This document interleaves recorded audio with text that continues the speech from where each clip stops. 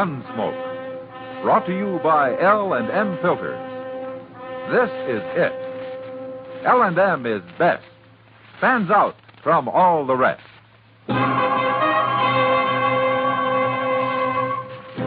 Around Dodge City and in the territory on West, there's just one way to handle the killers and the spoilers, and that's with a U.S. Marshal and the smell of Gunsmoke.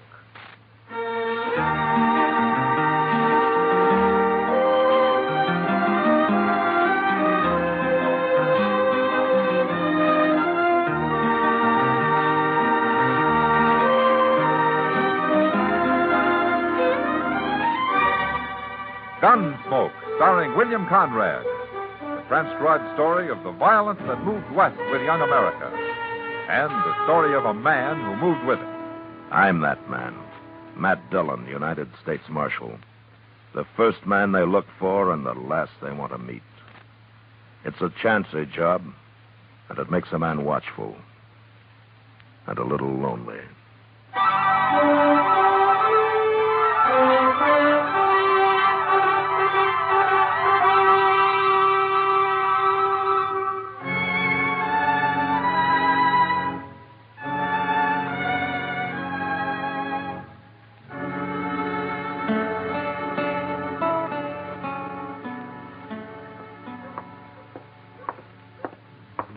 Shucks. Doggone the luck. Cuss it. Oh, hello, Chester. Oh, hello, John. Doggone the luck, anyway. Mr. Dillon? Well, how are you, Chester? How long you been standing here? Oh, not long. I'm waiting to go to dinner with Doc, if he ever comes out of his office, that is. Well, have you been here a half hour? No, not that long, I don't think. Why? No, I thought maybe you'd seen Miss Kitty out here in the street somewhere. No, I haven't seen her. She's got to be someplace. Well, I expect she is, Chester. Well, there's no place I know of. I can't find her. How'd you try the Longhorn? Oh, no, sir. She's never in there before afternoon sometime. Oh, what about her room? That's where I was supposed to meet her, Mr. Dillon. But she ain't there, and nobody saw her. Nobody I talked to, anyway. Well, she'll be around. Yeah, but it ain't like Miss Kitty not to be where she says she'll be. Now, don't get so worried, Chester. It can't be that important. Well, it's pretty important to me. Oh? Yes, sir. I got a date tonight with a little girl who worked over at the Alphagenza. Oh, what's that got to do with Kitty?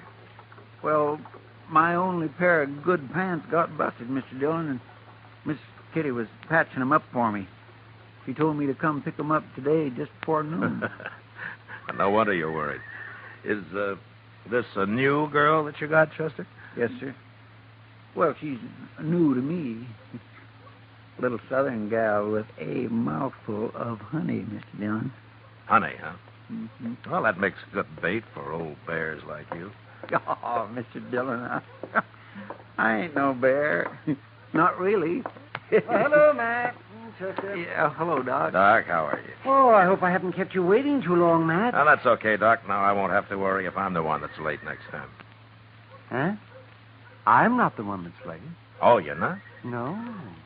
Kitty is. Kitty? Yes, she said yesterday she'd be in at noon. Wanted me to look at a tooth that's been bothering her. And I promised I'd be there, but I can't wait forever. It seems like Kitty's late all the way around today, doesn't it? I was supposed to see her too, Doc, but I can't find her no place. Well, it doesn't matter. She's probably sleeping in for a change. No, she ain't. I've been to her room. Nobody saw her around there at all. Is that so? She said she'd be there. Well, come to think of it, it's not like Kitty. When she says she'll be there, she's there. It kindly worries me. Now, you two getting all worked up over nothing. Kitty isn't that clock-like. Well, then where is she, Matt? I don't know where she is. Kitty's a big girl. She can take care of herself. Now, stop worrying about her. Hey, here comes Sam Noonan. Maybe he knows where she's at. Well, how would he know? Well, Miss Kitty works for him at the Long Branch, don't she? Sure, but Sam doesn't keep her on a string. Her time's her own. Morning, gentlemen. Hello, Sam. How are you, Hello, Say, Sam. Sam, you ain't seen Miss Kitty around today, have you? Oh, Chester, I ain't. Noticed you men standing here. Thought I'd come ask you. You mean that you're looking for her, too? Well, she was going to come to the Long Branch about 10 o'clock. Went down early to meet her, and she ain't showed up yet, Marshal. 10 o'clock's pretty early for Kitty, isn't it, Sam? For sure, but she was doing it as a favor to me. I want to get started repainting the place, and she was going to give me some ideas about making it real fancy. She said she'd be there, and I got a man waiting to go to work on it this afternoon. You know, it beats me. Kitty takes one morning off, and everybody in Dodge is out looking for her. Well, I don't know about everybody else, Marshal, but I do know when Kitty says she'll do something, she does it. That's just what we've been saying, Sam. Where do you think she's got to, anyway? I ain't gone looking for it, Chester. I've just been waiting. Matt, Yeah, what, Doc? Kitty might miss one appointment, but she'd never in the world miss 3. Who saw her last? You, Sam? What time did she leave the Long Branch last night? Oh, it was early, Marshal. It was real early. Oh, why? Where did she go? Well, she was talking to some dude from back east. I never saw him before, and they both disappeared about 10 o'clock. I don't know where they went. She didn't come back? That's the last I seen of her. Yeah. Who is this dude? You know his name? No, I don't. He was a tall, thin fella, had fancy clothes. That's all I know. I don't trust them dudes and never did. Well, maybe we better find him and talk to him. Well, where are we going to find him? The Dodge House, Chester. A man like that wouldn't stop anyplace else. Look, Doc, you better go ahead and eat. I'll join you if I can.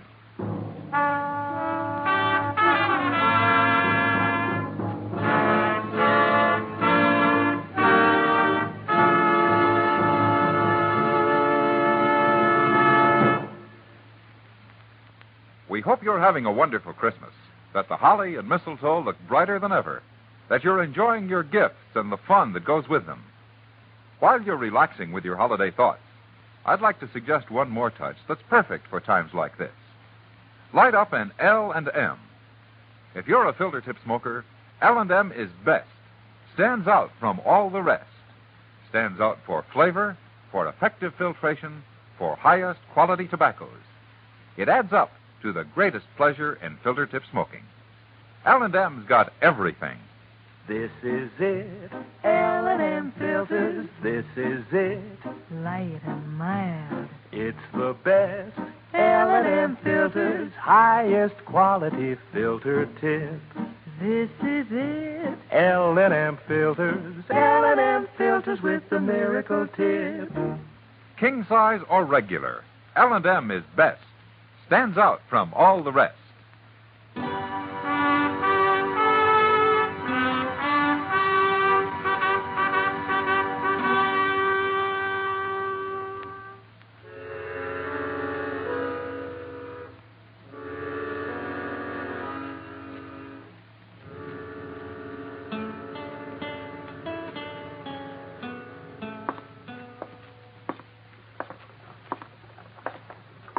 Say, maybe this fella got her outside and knocked her in the head and robbed her, Mr. Dillon. Kitty doesn't carry money on her, Chester.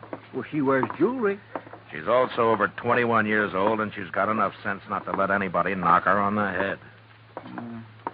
And if he did, I suppose somebody'd have found her by now. Yeah, sure. Hey, look. There's Mr. Doby himself at the desk in there. Oh, good.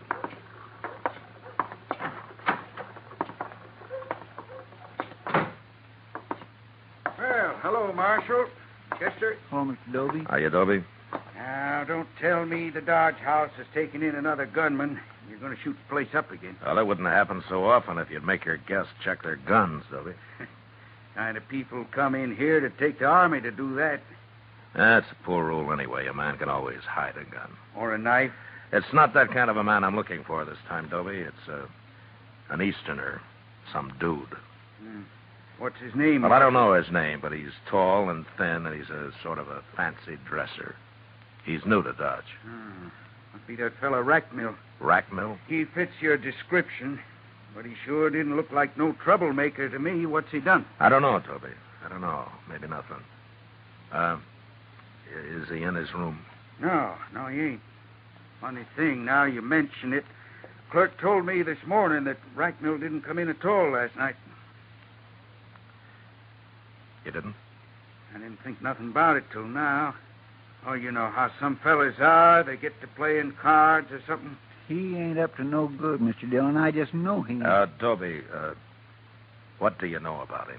I told you all I know. He come here day before yesterday. Said he was traveling around, seeing the West. I don't think he's working. He don't act sharp enough to be a gambler. Okay, Toby, thanks. Thanks very much. Look, if he does come in, don't say anything about my being here, will you? Not a word, Marshal. But I'll send somebody after you if you want. Good. I gotta go find that clerk. I ain't paying him for me to stand here all day. Well, what are we going to do now, Mr. Dillon? Look, I tell you, Chester, you go down and check the stage, huh? I'm going to go over to the depot, and I'll see you back at the office. You think you might have kidnapped her? Well, we'll know when we find her, Chester.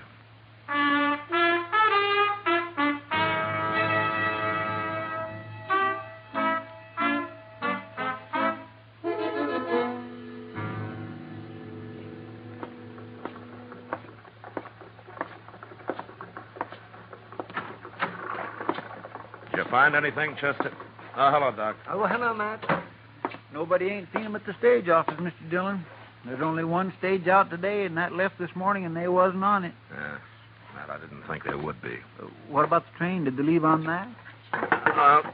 They remember Racknell when he came in the other day, but he hasn't bought any ticket to leave. Then he must be somewhere in Dodge, Matt. I stopped by Miss Kitty's room on my way back, Mr. Dillon. She ain't been in yet. You know, they tell me back in New York, some policemen do nothing but look for people that are missing. That's how many disappear all the time.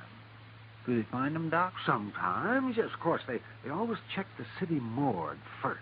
Oh, that's where they find a lot of them.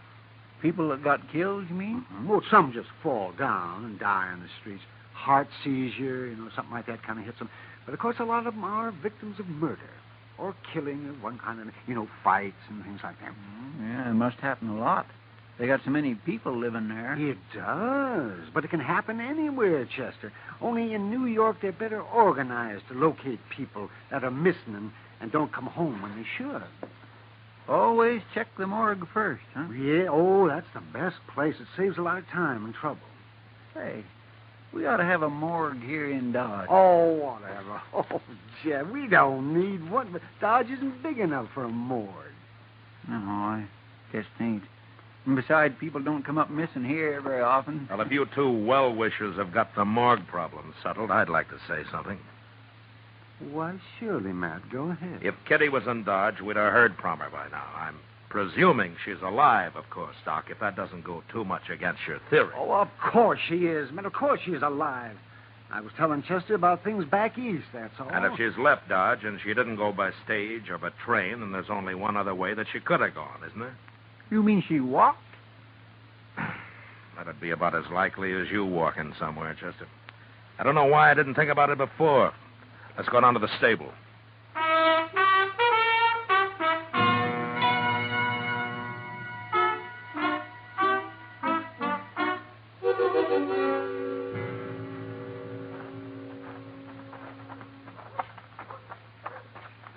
I don't know why I didn't think about them going horseback either, Mr. Dillon. I guess maybe it's because I say that fellow Racknell's a dude. Horses don't seem his style. Well, we don't know that much about him, Chester. What if he went alone? What if he didn't take Miss Kitty with him after all?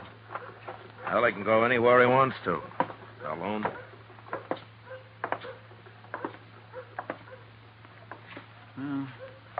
I don't see Moss Grimmick nowhere.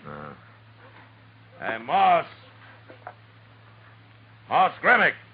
Hey. Here now. Who's doing all that hollering? He's laying in that stall over there, Mr. Dillon. He's been sleeping. Yeah.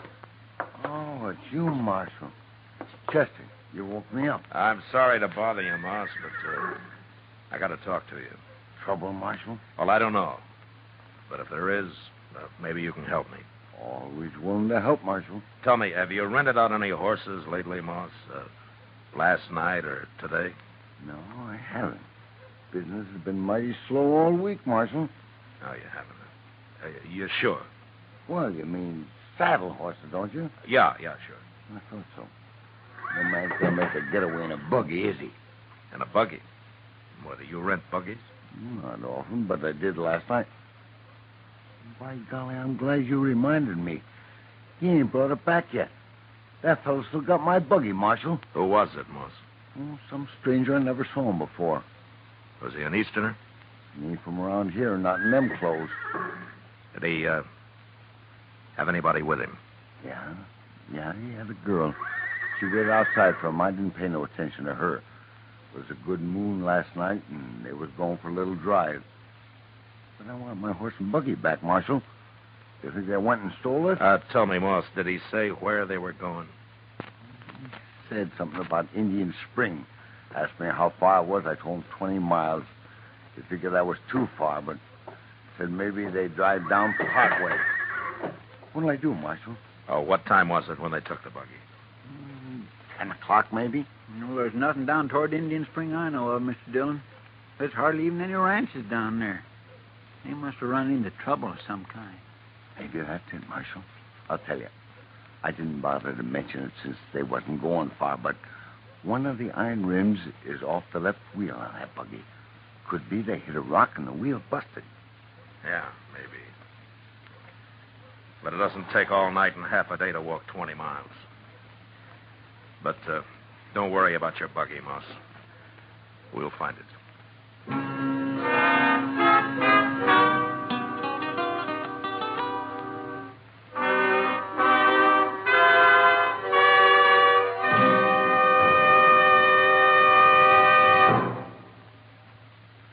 Today, along with the traditional pleasures of the holiday, many a filter tip smoker has discovered a new pleasure.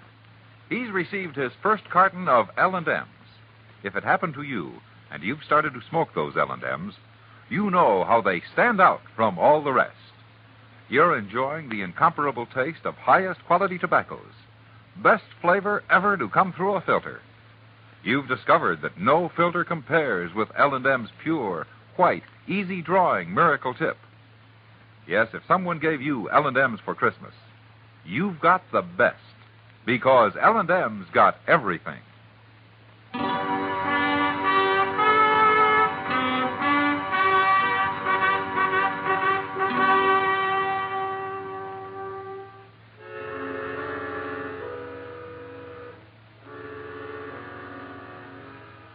There was no trail going to Indian Spring, so all we could do was start out in the general direction and then ride back and forth across the prairie till we found the buggy tracks.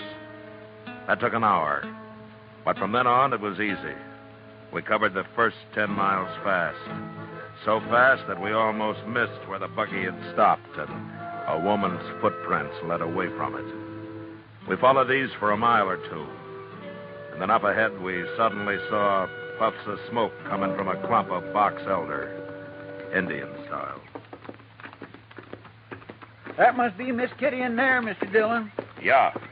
Well, is she signaling or what? Well, it looks like it. And she must be in trouble. Maybe. That rack mill fellow must have put her out and just left her to starve. Now, why would he do a thing like that? Well, he's not going to get far enough in that buggy for me not to ask him personally, Chester. But first, we'll take care of Kitty. There she is. She sees us. She's waving. Hi, Miss Kitty. Oh, she's all right, Mr. Dillon. She ain't hurt. Oh, look. Over evermore. She's been using a petticoat to make them smoke signals with.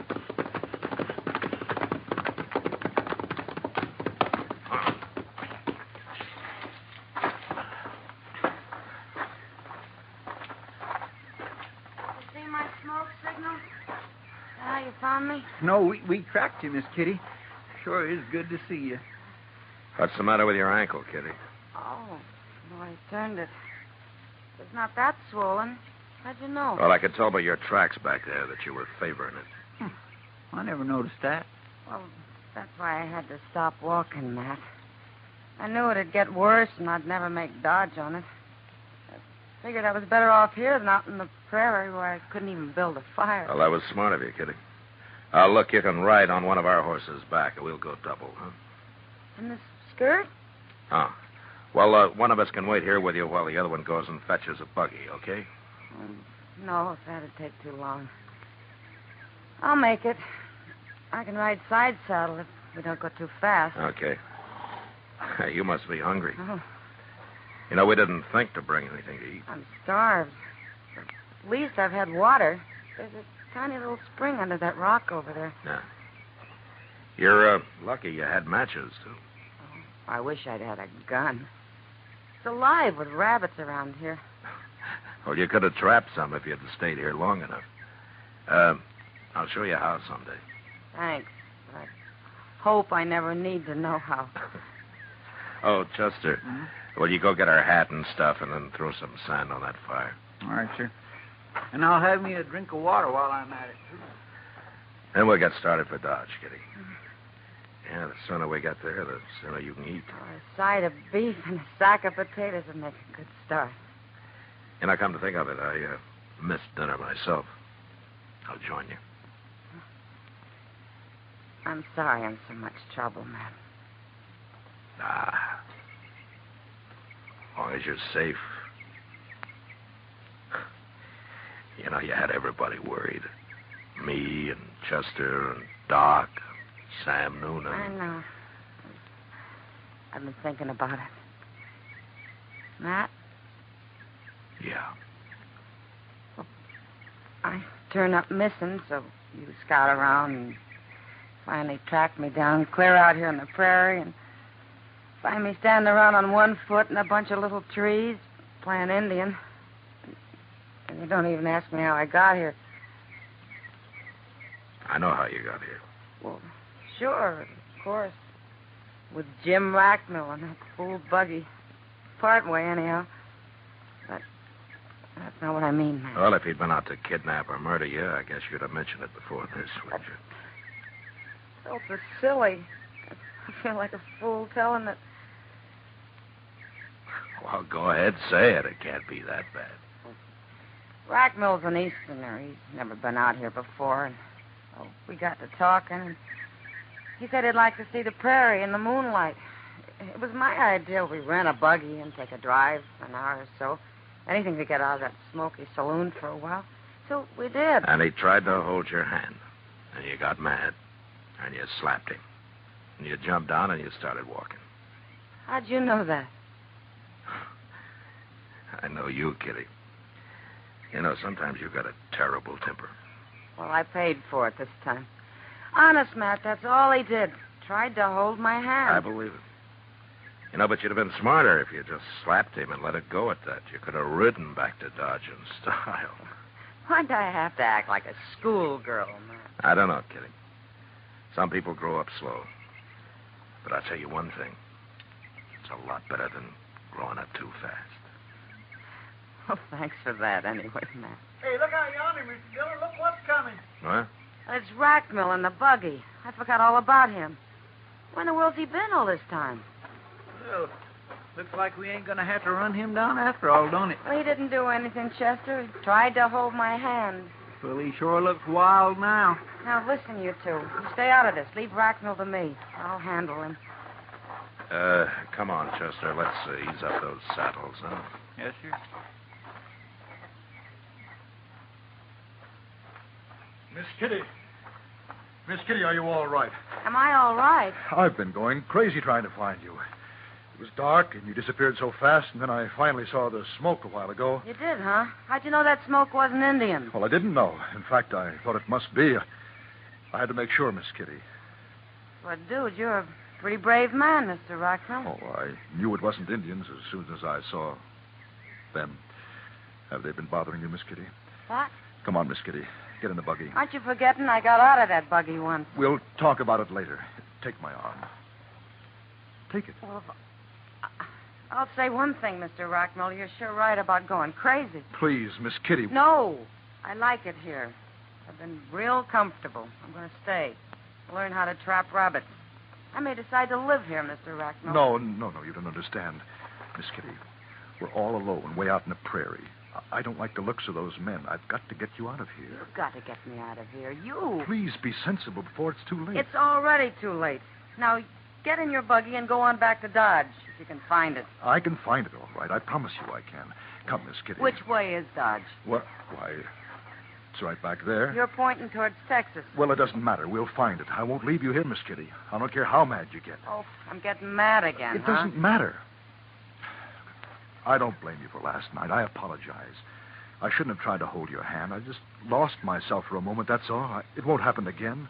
I promise you. But I am not going to leave you here.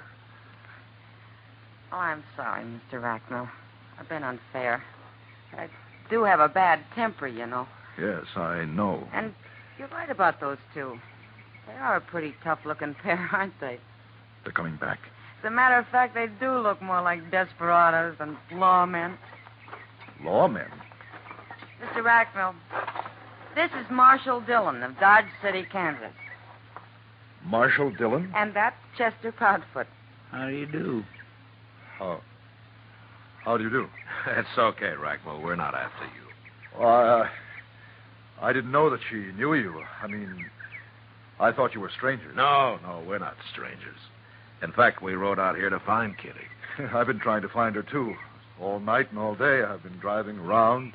Now, wait a minute. You men aren't going to make all this my fault. I only did what any lady would do. Kitty, you do a lot better if you get something to eat.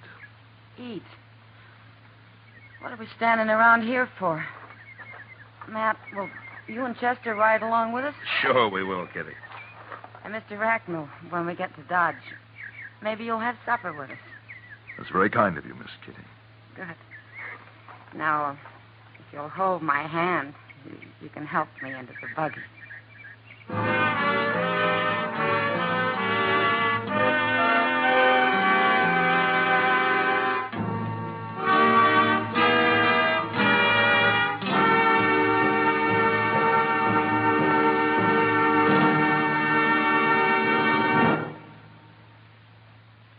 And now our star, William Conrad.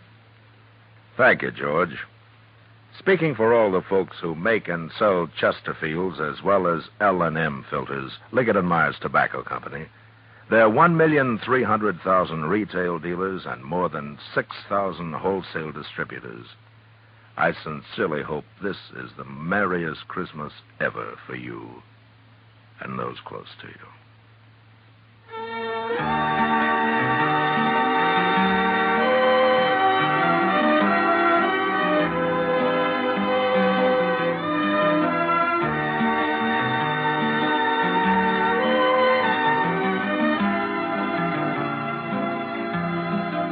Gunsmoke, produced and transcribed under the direction of Norman MacDonald, stars William Conrad as Matt Dillon, U.S. Marshal. Our story was specially written for Gunsmoke by John Meston, with music composed and conducted by Rex Corey. Sound patterns by Tom Hanley and Ray Kemper. Featured in the cast were John Daner, James Nusser, Barney Phillips, and Vic Perrin. Parley Bear is Chester, Howard McNear is Doc, and Georgia Ellis is Kitty. Join us again next week as Matt Dillon, U.S. Marshal, fights to bring law and order out of the wild violence of the West in Gunsmoke.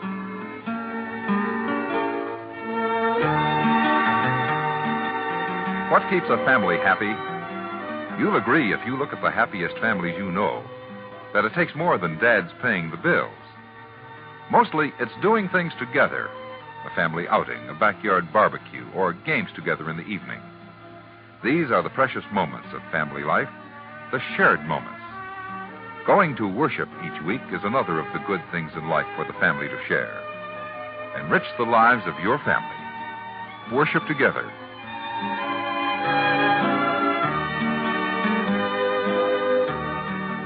Remember, listen again next week for another story of the Western frontier when Marshal Matt Dillon, Chester Proudfoot, Doc, and Kitty, together with all the other hard-living citizens of Dodge, will be with you once more.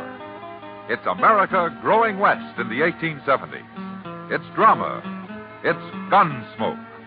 Brought to you by L&M Filters. This is the CBS Radio Network.